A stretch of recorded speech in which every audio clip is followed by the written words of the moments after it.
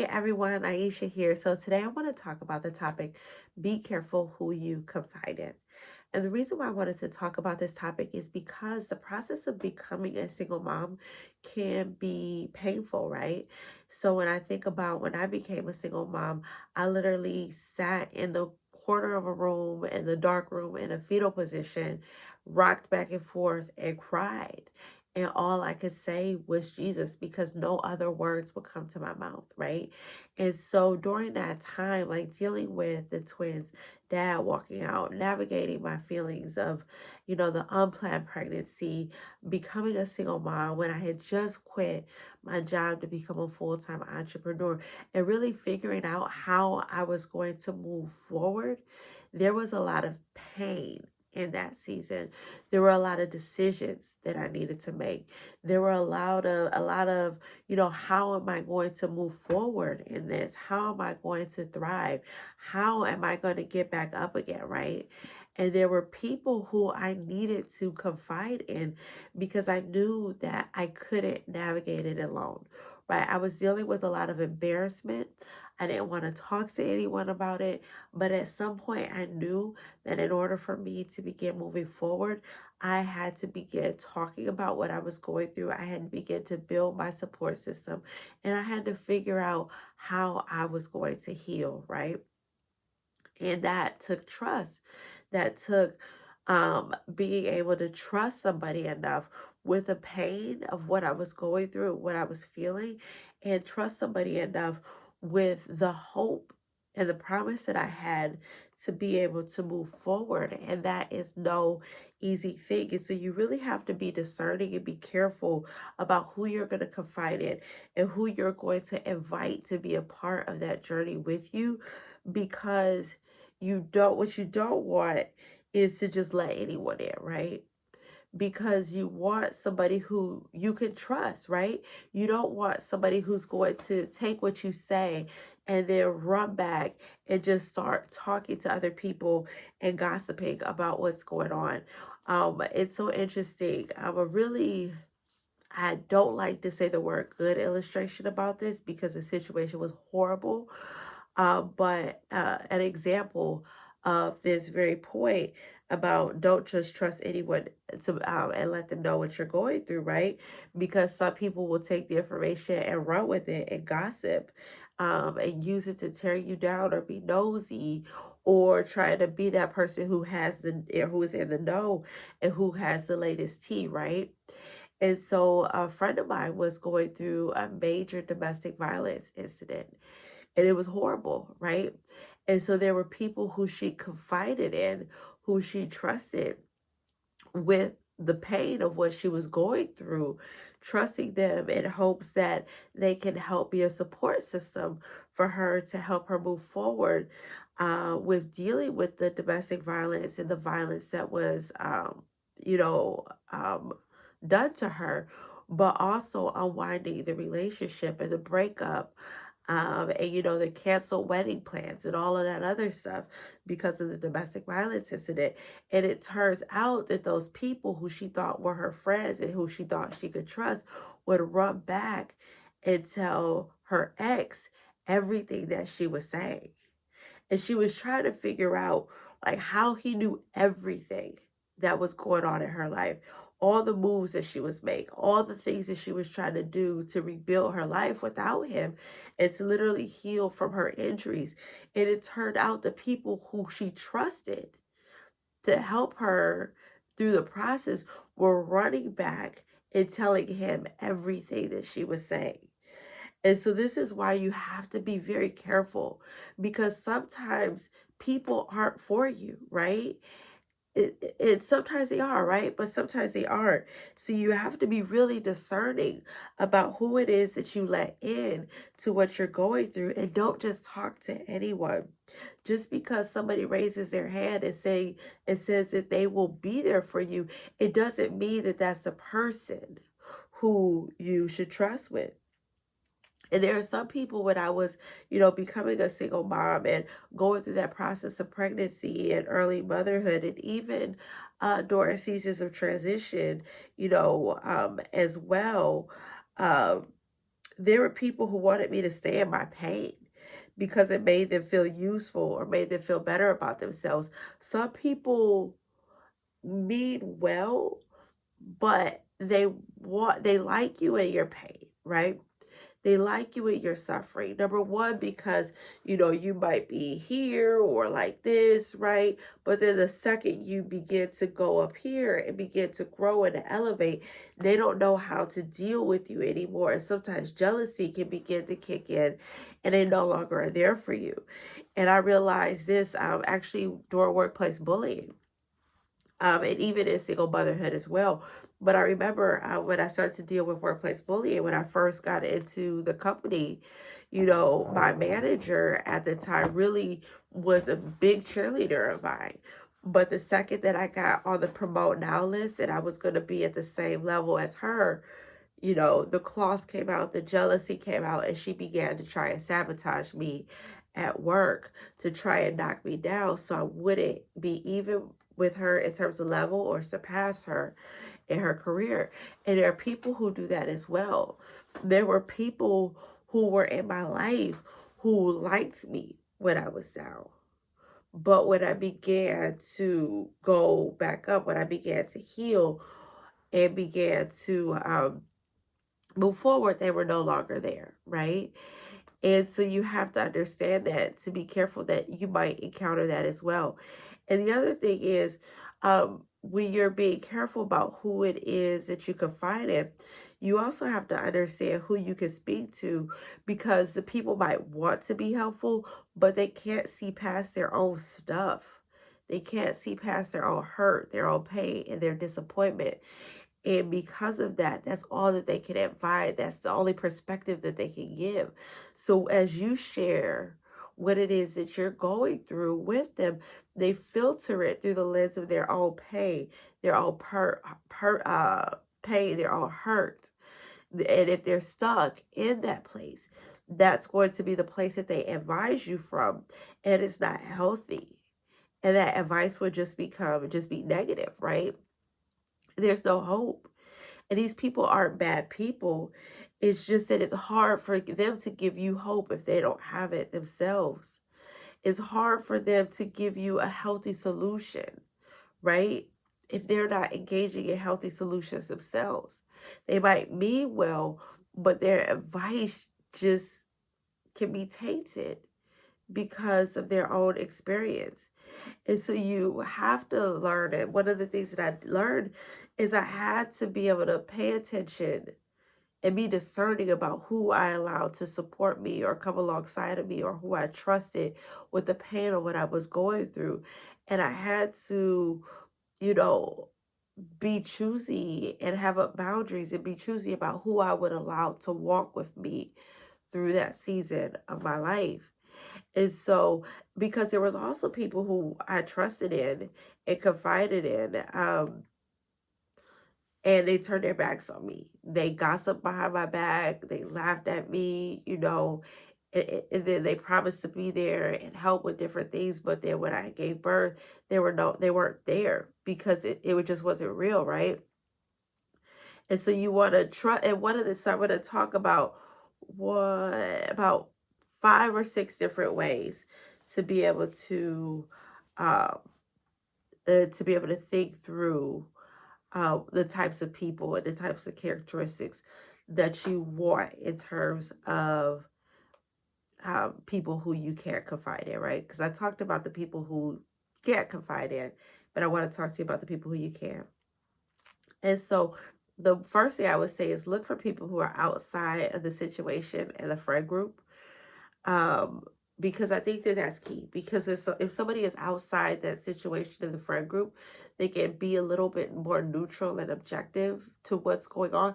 And the other thing about it is, it's also a big peace of mind thing for you as well, because you know that they're not going to run back and tell anybody what you said, or that they won't break confidence because they don't know the people, right? And so for me, when I began to talk to people, I did my best to talk to people who were outside of the situation and who didn't know the parties involved because, it would be easier for people to keep my confidence and for me to be able to get objective advice without somebody having to feel like that they have to take sides. The second thing is look to people who can give objective advice. So look for people whose advice isn't going to be hurt, right? If based upon hurt. So if you have a single mom friend who is always talking negative about the breakup and about single motherhood and the struggle, that person might understand from a single motherhood perspective, but they might not be the best person to be able to give objective advice because they're just focused on the pain and the suffering, right?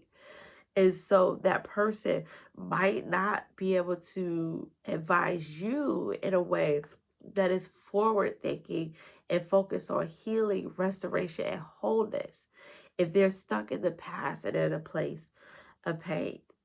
And so you want people who can give you objective advice. This is why I think therapy is so powerful, why I recommend therapy for single moms, because the therapist is literally objective. The therapist is literally trained to leave her or his bias at the door and to be able to filter through your emotions, to be able to help lead you on an objective pathway to healing and to help you to find healing. And so you want to talk to people who can help you shift your perspective and to give you hope. Because when you're going through, you know, when you're going through the process, the relationship is unraveling. There's a lot of emotions. There could be the embarrassment, fear, right? There's a lot of figuring out how you're going to move forward, right? You might be dealing with PTSD or trauma, whatever it might be. Severely, you might be triggered in terms of, how different situations that you've been through in the past, dealing with betrayal.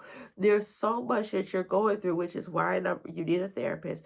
But the second thing is you need somebody to help you to be able to shift your perspective, to be able to find hope. So you're not just thinking about the bad and the pain, but you're able to begin to see yourself healed and to be able to see yourself moving through what it is that you're going through. And so I actually had a life coach who would help me so much because she was able to help me to find the lessons in what I was going through. Literally, when she told me this to do this exercise and this assignment, I thought she was nuts because even the crappiest situations and circumstances that I've dealt with, she was just like, find the lessons in that. I'm like, this is crappy. Like, I don't think there are lessons. But she challenged me that even in the hard stuff, to be able to find the lessons in that, even in the impossible things, to be able to find the lessons in that, even if it was simple as, I don't know, like I learned never to talk to that type of person again, right? There's a lesson in that, right? And so, but what it did is it helped me to be able to see Romans 8:28 in action, that all things work together for the good of those who love him and are called according to his purpose. And so when I began to sit down and think through the lessons, I began to see God and his redemption power. It didn't make some of the things that I went through less crappy. It didn't mean that it was a good thing. It still wasn't, right? But I was able to begin to see the hand of God in that situation and how he got me through, even in a hard time. And the other thing is it helped me to be able to find forgiveness. Because when I realized that even though that situation or circumstance might have sucked, but there were some lessons in it, it made me easier to be able to find the redemption and to see the redemption in the hand of God on it, which made it easier for me to be able to forgive. And the last thing is if you're standing in faith, then speak to someone who can stand in faith and in agreement with you in prayer and encouragement to begin when you begin to have doubts. One of my favorite prayers, and I made a whole video on this, is Lord, I believe, help my unbelief, right? And so there are times where you might be struggling with belief, but you need someone who can encourage you to keep going. When I was pregnant with my twins, and I had decided, because their dad was trying to force me to have an abortion. And so I decided that I was going to continue on with the pregnancy. And there were times that I was wavering in that decision. And I even picked up the phone to call an abortion clinic because I didn't think that I could stand strong on my decision to parent my kids. And during that moment, right, I had people who I can call on to be like, I feel weak at this point in time. I'm starting to waver in this decision. I don't know if I can do this. But these people were able to encourage me, uplift me, let me know that things were going to work out. I was going to be okay. And to remind me of the decision that I made, right? And to encourage me in that decision and to be there and give me hope. And so, and those are things and people who you want to be around. People who can see when you're struggling emotionally or see when you're wavering, see when you're having a hard time moving forward and give you words of encouragement and stand firm with you on faith to encourage you to keep on going and to help you to be able to find the hope even in hard times. And so, how do you find these people, right? So, number one, you have to use discernment. And this is why having a relationship with the Lord is so important because if you have that relationship with the Lord, you can ask Him to show you who you can trust. You can ask Him to reveal who it is that you can confide to. Because when I was going through the early stages of finding out that I was pregnant and that I was going to be a single mom, I really isolated myself a lot. I didn't want to talk to anybody about it. I was embarrassed and I didn't know who I could trust. And so, some people ended up being trustworthy, others weren't.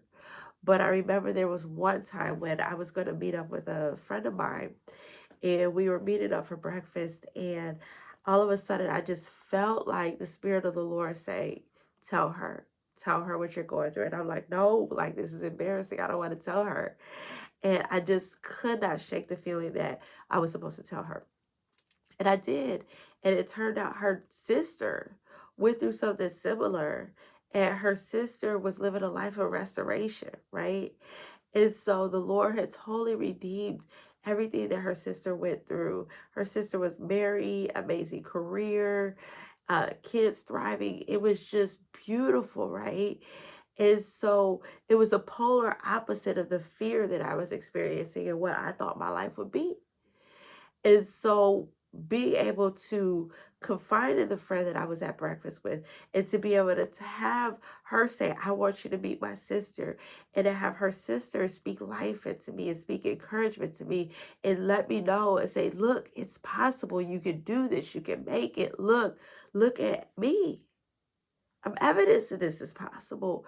That was able to renew my faith in ways that words cannot. I can't I can't articulate fully what that did for me. And so you want to be able to use that discernment. If you feel like the Lord is sharing with you to share with somebody, then do it. If you feel guarded around somebody, like start to pay attention to the people who you're around.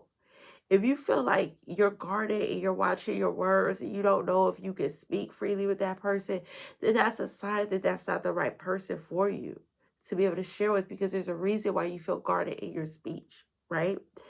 And so the other thing is to pay close attention to how people treat other people. And so if they're gossiping about their friends behind their back, if they're talking about people behind their back, if they don't have anything positive to say, right? Then you know that they're going to do the same to you. They're going to take the information that you share and run back and share it with somebody else. And they're not going to keep your confidence and they'll probably gossip about you and make fun of you, right? So pay attention to how people treat other people. And the other thing is pay close attention to how the people treat other people who can do nothing for them, right? Pay close attention to how they talk to the servers at a restaurant, right? Pay attention to how they treated the barista at the coffee shop. Pay attention to how they treat, the cashier, right?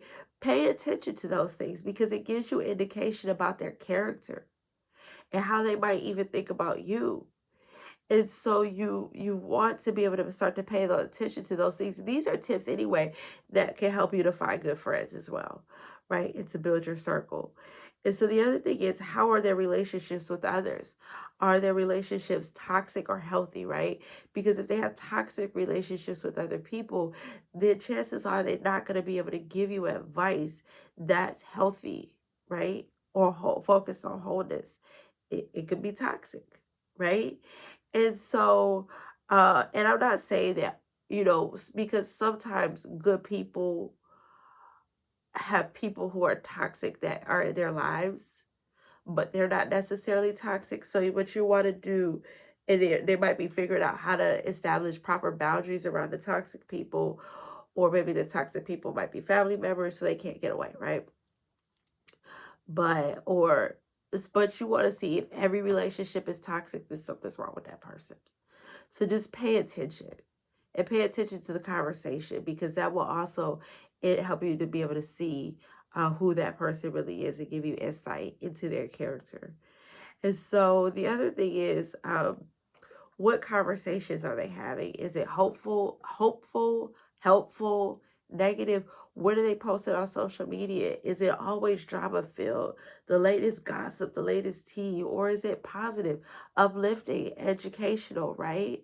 Inspiring, you know, and even if it's like, focused on truth, right? You know, you just want to be able to assess the conversations that those people are having, because that will help you to be able to see um, what type of conversations that they can have with you as well. But the biggest thing is to be guided by the Lord and use this discernment. And the last thing that I want to say, just to recap, just to put a bow on this teaching right now, is if you want a good friend or somebody that you can confide in, then you need to be that for other people. So treat people the way you want to be treated. Like, be someone who someone else can confide in. Be someone who keeps somebody else's confidence. Be someone who offers healthy, whole advice. Be someone that's not toxic. Be someone that's helpful, right? Be those things for other people if you expect that in return. And so, thank you for joining. I encourage you to grab a copy of my book, Navigating the Impossible, a survival guide for single moms from pregnancy through the first year of motherhood. It is on Amazon. And in that book, I talk about how I was able to move forward um, after experiencing an unplanned pregnancy and transitioning into single motherhood. So definitely encourage you to grab that, because in that book I talk a lot about building your support system in terms of before you give birth and so much, right? And establishing that process of trying to figure out who should be in your support system, who you can trust, who you can confide in. And so I go super deep into that in the book, Navigating the Impossible. So I encourage you to pick that up on Amazon. And yeah, so thank you so much for joining. Please share this video with a friend who you think will benefit. Um, like this video, love it, leave a comment, let me know how this has helped you, and make sure you subscribe to the channel. Alrighty, have a good one. Bye.